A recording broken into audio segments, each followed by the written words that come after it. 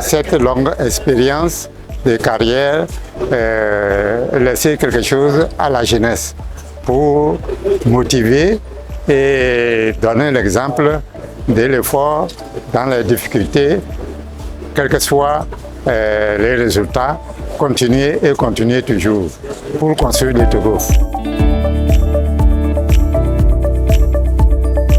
Je suis un Togolais ordinaire qui essaye de travailler, qui est enseignant, qui a été élève, étudiant, enseignant et aujourd'hui qui essaye également d'être entrepreneur parce que dans nos pays, ce qui manque, c'est l'esprit d'initiative.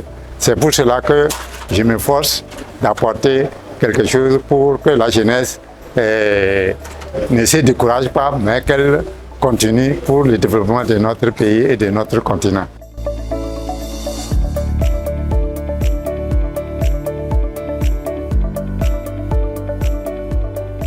Est-ce que vous pensez que la carrière que vous avez commencée, elle aurait été un peu plus difficile si vous avez commencé en ces termes-là? Tout votre parcours, je dirais, a été couronné de succès. Sauf que, au niveau de la politique, quand vous êtes arrivé, je vous ai connu dans tous les regroupements, jusqu'à ce que vous le raccrochiez, le Premier ministre l'a dit tout à l'heure. Vous avez créé le Parti démocratique panafricain. D'abord, ma première question, est-ce que vous pensez avoir apporté quelque chose à la politique togolaise? Aujourd'hui, c'est un grand plaisir pour moi de m'approcher de cette famille, de ce monsieur, de ce grand homme. Je vais commencer par la dernière partie des questions de mes confrères qui voudraient savoir comment se fait-il ou quelle est la situation de la politique. D'ailleurs, que moi j'apprécie beaucoup parce qu'à un moment donné, lorsque vous êtes conscient de la situation et que vous pensez que les jeunes peuvent aller devant, je pense qu'il faut passer la main. Et ça, on doit l'applaudir pour ça. Je vous en prie. Il m'était donné de refaire et que j'avais les mêmes chances, je voulais transformer le Togo en un pays plus heureux que ce que nous autres nous avons fait et ce que nous laissons à vous.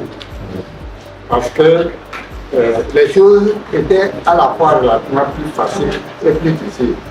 Plus facile parce que lorsque vous acceptiez de travailler, vous pouviez trouver à l'école, vous pouviez tout de suite, à la sortie, on cherchait les cadres, on ne trouvait pas. Donc nous, par exemple, quand nous on est sortis de l'ENA, c'est plusieurs services, comme vous l'avez vu, qui nous sollicitaient. Bon, alors que maintenant, lorsqu'on sort, c'est difficile pour trouver du travail.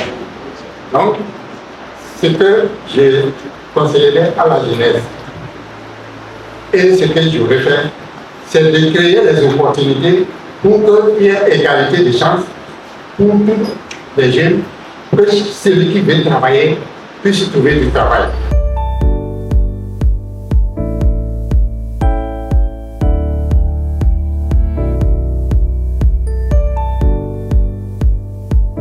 C'est autobiographique, c'est une source d'inspiration par excellence, il faut le dire clairement. Vous savez très bien, aujourd'hui, on taxe les jeunes de passivité. J'ai parlé de la société du divertissement.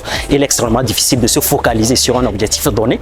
Mais je crois qu'avec de tels ouvrages, on peut quand même se concentrer sur un objectif bien précis et réaliser ses prétentions. Je sais très bien qu'il est extrêmement difficile de le faire, mais je crois qu'il faut faire preuve de résilience comme l'auteur l'a fait. En tant que panafricaniste, j'ai été syndicaliste tout jeune, donc c'était pour défendre l'intérêt des travailleurs togolais. Donc je ne me suis pas arrêté à mes petits intérêts. Et ensuite, secrétaire général de la Confédération syndicale des travailleurs du Togo, j'ai créé le premier syndicat de l'administration générale, le SGAP, syndicat général de l'administration publique, et nous avons milité au sein de plusieurs organisations internationales. La Confédération mondiale du travail qui avait son siège à Bruxelles, et puis après la CMT, la CI, CFTC, etc.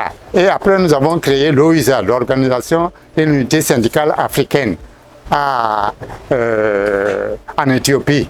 Donc, vous voyez, toute ma vie, je n'ai travaillé que dans les organisations qui défendent l'intérêt des travailleurs, qui défendent l'intérêt des faibles, puisque moi aussi, je suis venu des parents quand même d'un secteur où il y avait des difficultés et des pays ou d'une région où il y avait des difficultés. Donc c'est ça qui m'a encouragé à vouloir créer, militer et travailler pour la promotion des travailleurs et des citoyens ou du peuple tout entier.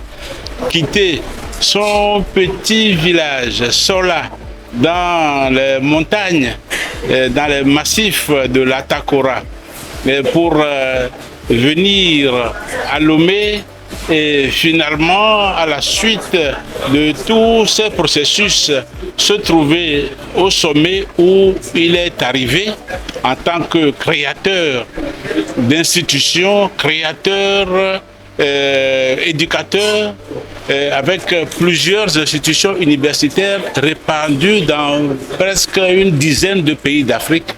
Ce n'est pas donné à tout le monde.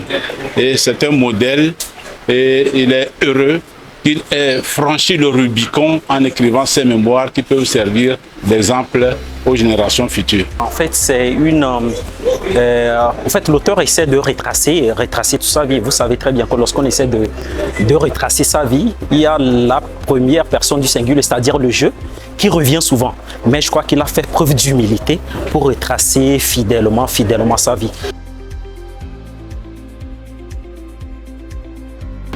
En lisant son ouvrage, en écoutant celui qui a fait la critique, ça m'a parlé de moi. Je me suis retrouvé dans ça. J'ai éprouvé vraiment du plaisir à lire l'ouvrage, à relever, disons, la pertinence du contenu de cet ouvrage-là.